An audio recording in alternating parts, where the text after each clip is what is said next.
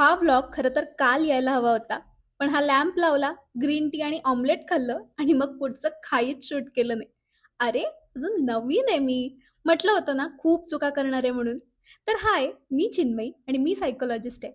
माझं आणि माझ्या बेटर हाफचं मिळून एक यूट्यूब चॅनल पण आहे, चिन्मयी राज.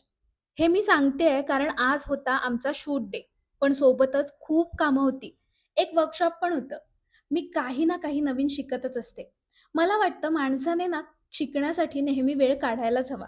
एनिवेज, मला असं बरंच काही वाटत असतं, ते राहू दे. तर हे वर्कशॉप ऐकत ऐकत मी गडबडीत जेवणाची तयारी पण केली, कारण आज आधीच लेट होणार होता हे समजत होतं. केस पण लेट धुतले होते, त्यामुळे सोडून ठेवावे लागत होते. बाय द वे, सध्या आम्ही लेस ऑइल कुकिंग ट्राय करतोय. आज मटर पनीरचा बेत होता आणि नवरा म्हणाला ब्राऊन राईस ट्राय करूया, आणि सोबतची दुपारची मुळा घातलेली डाळ सुद्धा होती. मी फर्स्ट टाइमच केली होती. तुमच्याकडे करतात का अशी?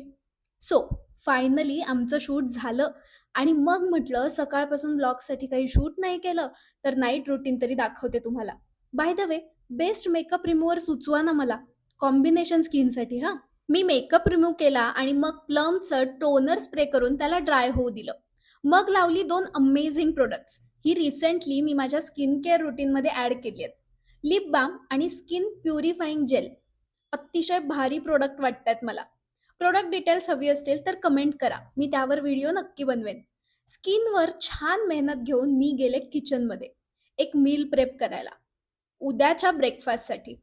सोक्ड ओट्स आणि चिया सीड्स रेसिपी नंतर देईन, व्हिडिओ खूपच मोठा होतोय.